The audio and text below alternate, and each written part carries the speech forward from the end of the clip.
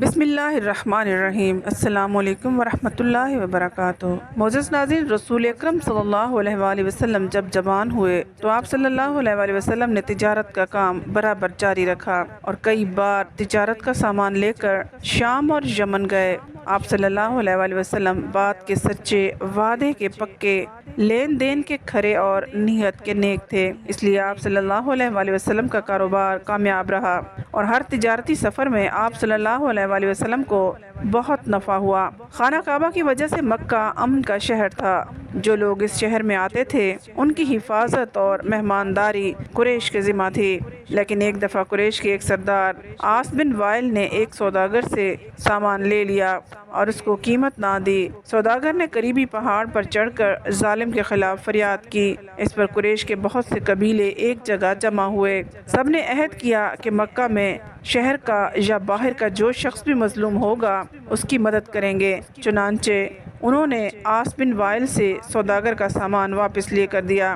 اس عہد کو حلف الفضول کہا جاتا ہے۔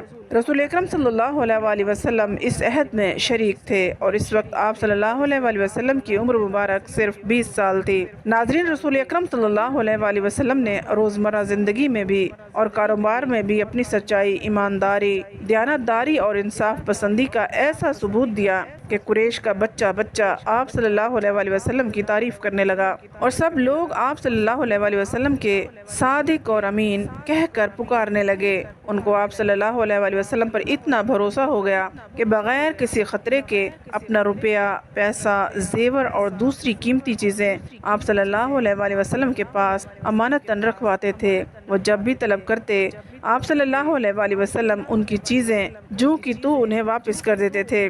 اب آپ صلی اللہ علیہ وآلہ وسلم کی یہاں پہلی شادی کا ذکر کرتے ہیں۔ ناظرین، قریش کے خاندان بنو اسد میں خدیجہ نام کی ایک بہت ہی نیک، دانا اور دولت مند بیوی تھیں۔ ان کے پہلے شوہر وفات پا چکے تھے، اب وہ بیوہ تھیں اور باپ کا سایہ بھی سر پر نہیں تھا۔ ان کا بہت بڑا تجارتی کاروبار تھا۔ وہ اپنا سامان اپنے ملازموں اور دوسرے لوگوں کو دے کر شام اور یمن کے بازاروں میں بھیجا کرتی تھیں۔ انہوں نے ہمارے رسول پاک صلی اللہ علیہ وآلہ وسلم کی سچائی اور دیانتداری کی تعریف سنی تو آپ صلی اللہ علیہ وآلہ وسلم سے کہا کہ آپ صلی اللہ علیہ وآلہ وسلم ہمارا سامان لے جائیں، میں دوسروں کو جتنا حصہ دیتی ہوں آپ صلی اللہ علیہ وآلہ وسلم کو اس سے زیادہ دوں گی۔ آپ صلی اللہ علیہ وآلہ وسلم راضی ہو گئے اور بی بی خدیجہ رضی اللہ تعالیٰ عنہا کا مال تجارت لے کر شام چلے گئے۔ اس سفر میں حضرت بی بی خدیجہ رضی اللہ تعالیٰ عنہا کا غلام میسرہ بھی آپ صلی اللہ علیہ وآلہ وسلم کے ساتھ تھا۔ آپ صلی اللہ علیہ وآلہ وسلم نے شام میں پہنچ کر یہ مال بڑے نفع پر بھیجا۔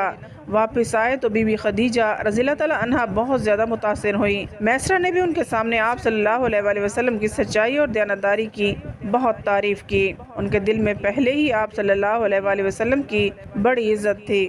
اب انہوں نے آپ صلی اللہ علیہ وآلہ وسلم سے نکاح کرنے کا فیصلہ کر لیا اور 3 ماہ بعد اپنی کنیز کے ہاتھ آپ صلی اللہ علیہ وآلہ وسلم کو نکاح کا پیغام بھیجا۔ آپ صلی اللہ علیہ وآلہ وسلم نے یہ پیغام قبول کر لیا۔ اس وقت آپ صلی اللہ علیہ وآلہ وسلم کی عمر مبارک 25 سال تھی، جبکہ بی بی خدیجہ رضی اللہ تعالیٰ عنہا کی عمر مبارک 40 برس تھی۔ آپ صلی اللہ علیہ وآلہ وسلم کے چچا ابو طالب اور آپ صلی اللہ علیہ وآلہ وسلم کے چچا حضرت حمزہ آپ صلی اللہ علیہ وآلہ وسلم کو لے کر بی بی خدیجہ رضی اللہ تعالیٰ عنہا کے مکان پر گئے۔ وہاں بی بی خدیجہ رضی اللہ تعالیٰ عنہا کے چچا عمر بن اسد بھی موجود تھے۔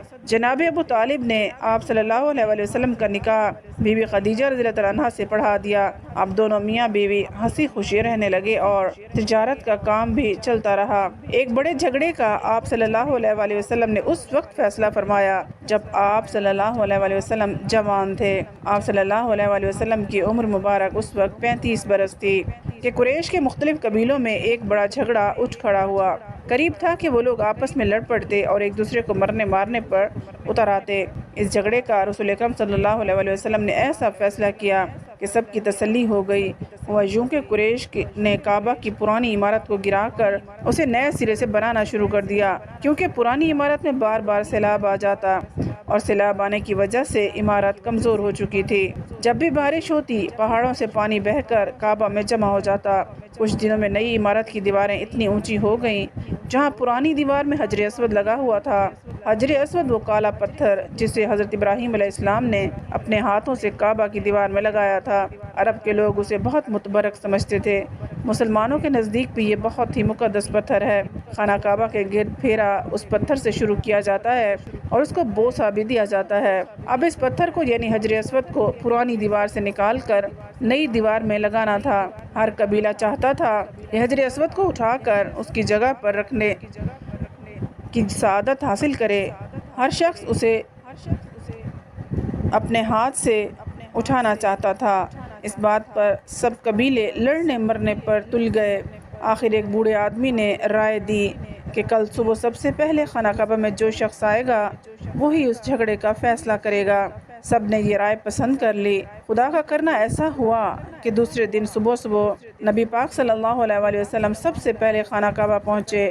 آپ صلی اللہ علیہ وآلہ وسلم کو دیکھتے ہی سب پکار اٹھے کہ صادق آ گئے، امین آ گئے۔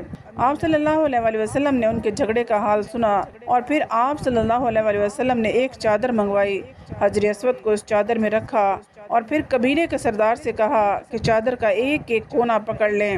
سب سرداروں نے چادر کے کونے پکڑ لیے اور پھر آپ صلی اللہ علیہ وآلہ وسلم نے کہا کہ اس کو اپنی نئی جگہ پر لے جایا جائے۔ چادر کو حجر اسود کے نصب کرنے کی جگہ لے جایا گیا تو آپ صلی اللہ علیہ وآلہ وسلم نے اپنے ہاتھوں سے حجر اسود اٹھا کر اس نئی جگہ پر نصب کر دیا۔ اس طرح ہر قبیلے کو عزت بھی مل گئی اور سب کے سب خوش ہو گئے۔ ناظرین، شادی کے بعد رسول اکرم صلی اللہ علیہ وآلہ وسلم تجارت اور گھر کا کام بھی کرتے تھے اور ساتھ ساتھ لوگوں کو بھلائی اور نیکی کے کاموں میں بھی مشغول رہنے کی تلقین کرتے۔ آپ صلی اللہ علیہ وآلہ وسلم غریبوں کی مدد کرتے، بھوکوں کو کھانا کھلاتے، بیماروں کی خبرگیری کرتے، یتیموں کی پرورش کرتے، بیوہ اور بے سہارا عورتوں کا سودا سلف لا کر دیتے، کسی کو دکھ درد میں دیکھتے تو اس کا دکھ دور کرنے کی کوشش کرتے، اور کوئی آپ صلی اللہ علیہ وآلہ وسلم کے پاس حاجت لے کر آتا تو اس کی حاجت بھی پوری کر دیتے۔ غرض آپ صلی اللہ علیہ وآلہ وسلم پر ہر ایک کے ساتھ نیکی کرتے تھے۔ اسی وجہ سے چھوٹے بڑے سبھی آپ صلی اللہ علیہ وآلہ وسلم کی عزت کرتے تھے۔ عرب کے لوگوں کی بت پرستی اور دوسری برائیوں کو دیکھ کر آپ صلی اللہ علیہ وآلہ وسلم کا دل بہت زیادہ دکھتا تھا اور آپ صلی اللہ علیہ وآلہ وسلم ہر وقت ان کو سچائی کے راستے پر چلانے کی تدبیریں سوچتے رہتے تھے۔ کبھی کبھی آپ صلی اللہ علیہ وآلہ وسلم کو بہت اچھے خواب آتے تھے جو آپ صلی اللہ علیہ وآلہ وسلم خواب میں دیکھتے اگلے دن سچ ثابت ہو جاتا اور ہو بہو وہی پیش آتا تھا۔ اب اس وقت آپ صلی اللہ علیہ وآلہ وسلم کو تنہائی پسند آنے لگی تھی۔ آپ صلی اللہ علیہ وآلہ وسلم زیادہ تر تنہا پسند کرنے لگے تھے۔ آپ صلی اللہ علیہ وآلہ وسلم کی عمر مبارک اس وقت 40 برس کے قریب ہو چکی تھی۔ مکہ کی آبادی سے 2-3 میل کے فاصلے پر ایک پہاڑ جس میں غار ہرا واقع تھا، آپ صلی اللہ علیہ وآلہ وسلم وہاں پر اکیلے چلے جاتے اور دن رات خدا کی عبادت اور غور و فکر میں مشغول رہتے تھے، یعنی مراقبہ کرتے تھے۔ کھانے پینے کا سامان بھی ساتھ لے جاتے۔ جب کھانے پینے کا سامان ختم ہو جاتا تو آپ صلی اللہ علیہ وآلہ وسلم گھر واپس تشریف لاتے اور پھر کچھ پانی، ستو اور کھجوریں لے کر واپس عبادت الہی میں مشغول ہونے غار ہرا میں پہنچ جاتے تھے۔ ناظرین، آج کی ویڈیو میں ہم نے رسول اکرم صلی اللہ علیہ وآلہ وسلم کی بے داغ جوانی کے چند واقعات بیان کیے۔ امید ہے آپ کو ہماری آج کی ویڈیو پسند آئی ہوگی۔ مزید ویڈیوز کے لیے ہمارے چینل کو سبسکرائب کیجیے، ویڈیو کو لائک اور شیئر ضرور کیجیے۔ اگلی ویڈیو تک اجازت دیجیے۔ اللہ حافظ۔